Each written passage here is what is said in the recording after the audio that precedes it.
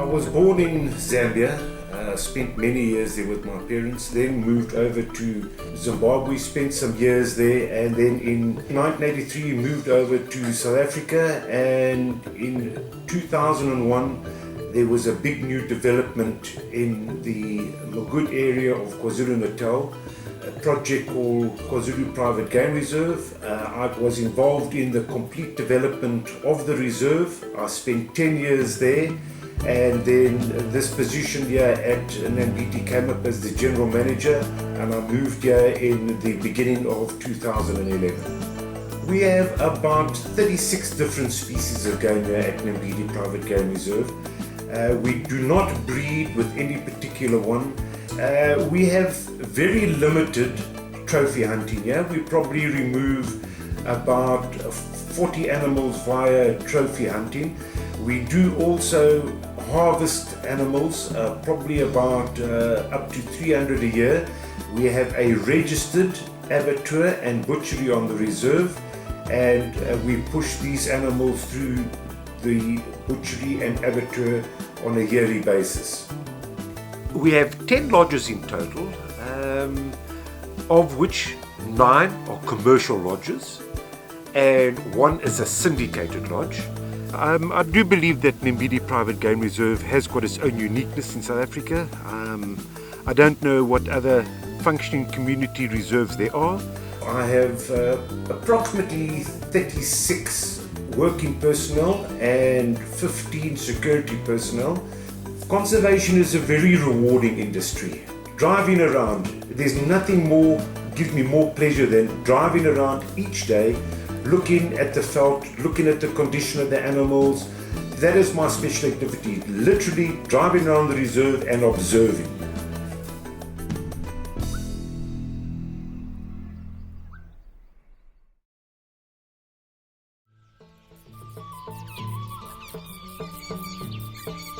Ek het in 1994 as 'n veldgids by Mabelingwe Natuurreservaat begin werk. Myself toe daarna gekwalifiseer en toe ook aansoek gedoen as Wildlife Services Manager. En dis waar ek in die wildbedryf betrokke geraak het. Ek moet ook sê my ma het ons nog altyd 'n liefde geleer vir voeltjies in die natuur, en so ek was maar nog altyd 'n boskind. Die huidige plaas wat ons het, is die plaas in Swart Kloof. Dit is so 35 km wes van Naboomspruit. Ons het die plaas gekoop hier in die einde van 2007-2008 en dit dan heeltemal omskep in 'n semi-ekstensiewe wildboerdery. Die spesies wat ons mee boer is koper springbokke op 'n spesialis gebied met injalas en veral groot injala bulle, goue blouwille beeste en swart rooibokke, swart witpense en dan ook geel blesbokke.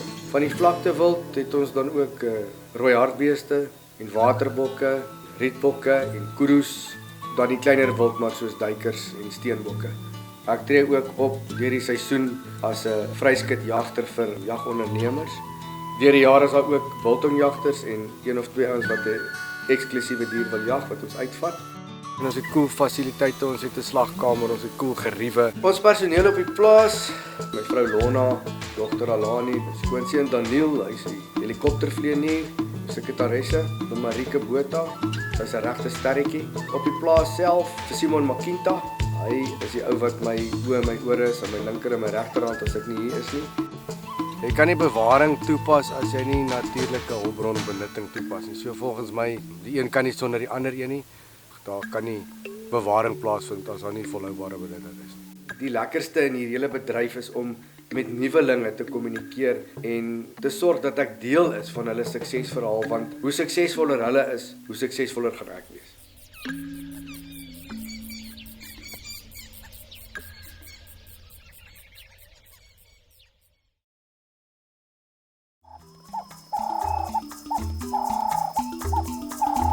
Ten years ago, my brother had the desire to buy a piece of farming land. We set up in the northwest, 20 kilometers from Hartbeesfontein, and we have made this our farming home. The special part of all of this is the Tensmar name. There's a long history in our family with regards to my grandfather who farmed in the Bergville area. My brother spent a lot of time on that farm, and now he has created his own Tensmar. The various species that we have on this farm is obviously your Zambian sable, the Mateti, and then the cross. Our whole focus here is on genetics. Wherever we can find the best genetics, we will run with that. The other species that we have is the Nyala. The Impalas, we have a mix of black, saddleback, white flanked. There are various springbok on the farm as well, colour variations of that. Hunting, I think, in the game industry is a critical part of it. It's one of the end users, besides the stud game breeder and the guy who just wants to have some animals on his farm. We've entertained corporate hunts for many years. Hunting has been put on the back burner while we develop the farm and get it to a level that we can continue with our breeding and feel that we're comfortable with our infrastructure, and certainly we will go back to hunting again. The farm itself has a farm manager, Jaco Griesel. We have Hendrik Niemand, who's been brought in as a PH and to assist with the game. Staff accommodation on this farm is dealt with where we have 4 family units as well as 2 hostel type buildings. To achieve the results, we've committed ourselves 100% and we've committed resources 100%. The results that we achieve are not an average result, but also a 100% result. I think that the South African game industry has got a very, very bright future.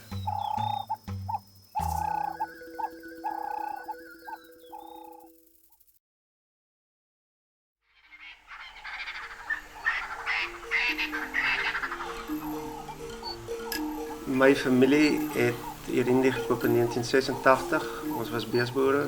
Dit was 'n beesplaas en ons het ons eerste wildkamp gebou in 1989, 1990. En toe het ons stadig begin wild inbring. Ons droom was toerisme later.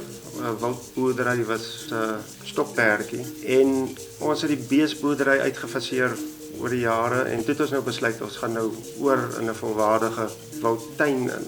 Nie wildboerdery, jy weet, ons droom is 'n volwaardige wildtuin. So ons het besluit om spesies in te bring soos leeu's en ballonne en olifante, renosters, seekoeie. Ons het dit alles weer teruggebring en dit teruggebring soos wat dit was in die ou dae. So ons het besluit om trofeejag te doen vir 'n kort tyd net om 'n inkomste te genereer. Ons het daai geld gebruik om spesies in te bring. So ons het trofeejag gedoen vir 7 jaar, hoofsaaklik Amerikaanse jagters. Ons wou eers dit alles in plek kry voor ons met toerisme begin het. So ons het in 2007 opgehou met trofeejag. Dit was ons laaste jaar. Ons het daai jaar besluit dat ons is nou reg. Alles is in plek om met toerisme te begin. So ons het ons eerste lodge begin bou in 2007 en 1 Junie 2008 het ons die eerste lodge oopgemaak. Ons het baie vinnig goeie besetting gehad en kon ons vinnig uitbrei. Ons het op die stadium oor die 260 personeel, waarvan die lodges die meeste vat. Het is nou 18 jaar wat ons helikopter het en wat ons vlieg. So ek sê altyd, dis my bakkie. Ons kan nie 'n game reserve bestuur sonder 'n helikopter nie. Ek glo die biodiversiteit van hierdie maak hom uniek. Dit is 'n jong bedryf in Namibië. Ons is so ver agter Suid-Afrika nog en daar is soveel geleenthede nog in Namibië wat ons nog nie eens alles raak sien en reg benut nie. So ek is opgewonde vir die volgende 10 jaar wat vir ons voorlê.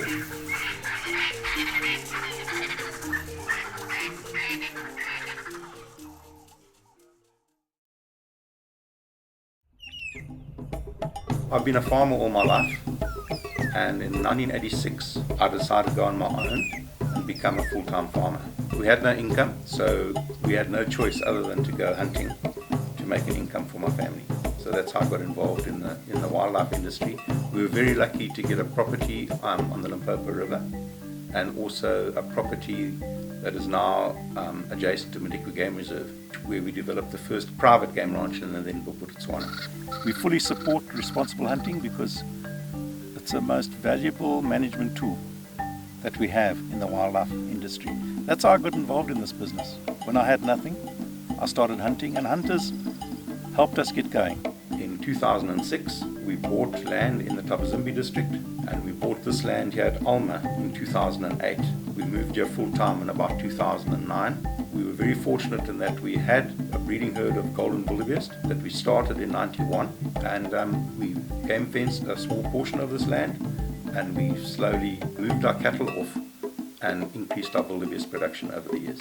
We caught what we thought was the first golden bull in South Africa in 91. So we've always concentrated on our core business, which was wildebeest production. We've managed to buy shares into buffalo, into rhino. We have also now have sable, gemsbok, nyala. Nutrition is vital for any animal production system. You cannot have healthy, productive animals if they're malnourished. We believe it's our duty to make sure that they're well nourished. I would not have been able to achieve what we have achieved on my own. I've always had the support of our family. Of course, my sons Chris and Richard are fully involved. Chris runs his own setup in Tabazimbi, but we operate together, and Richard is here with me as well.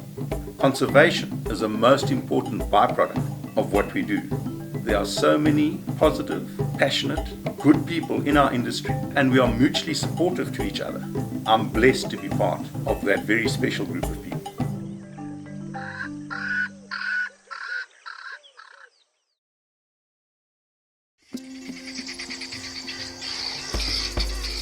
Ons het groot geword op 'n plaas in die wild en in 1983 het ons eintlik amptelik ernstig begin boer met wildboerdery. Ek was nog op skool op daai stadium en sedertdien is ons baie betrokke met die wild en al die aspekte rondom die wildbedryf. Spesies wat ons op die plaas mee boer is al die vlaktewild. Die skaars spesies wat ons mee boer is die swartwitpense.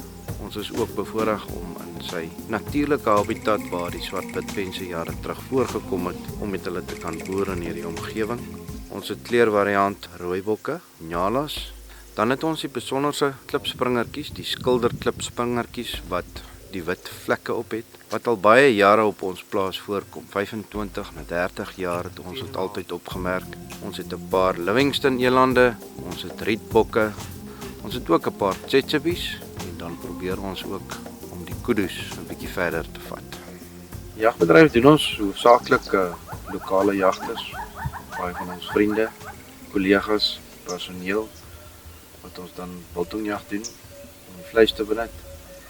Ons doen boogjag, gewone konvensionele weerjag.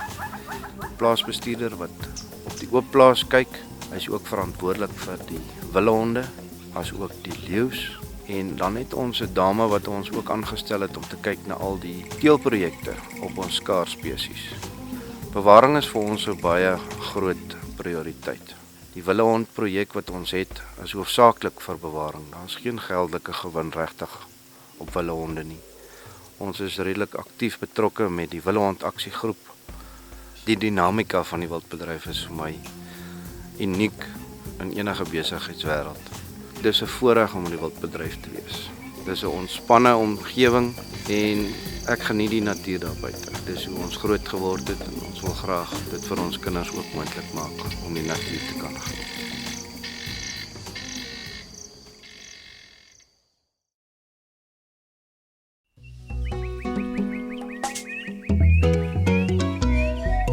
In the 1970s, game farming wasn't really an accepted practice. It was only those that enjoyed the animals. And then we got involved with the East Cape Game Management Association in the late 70s. And then I started to enclose certain areas of lowcrans just to protect the kudu that was dwindling in numbers in our area. And once that succeeded and was going strong, then we increased the size of the area and we increased of the species. We only initially had 4 or 5 species. Today we've got 40 species and subspecies at Blowkrans. We've increased Blowkrans from 4,300 hectares in the 70s to now it's 43,000 hectares. And we have from 500 animals, we've got 10,000 game animals at the moment on Blowkrans. And we thoroughly enjoy it. I've been able to bring both my 2 sons onto the farm. And now recently, the last 2-3 years, we brought my daughter and son-in-law on the farm.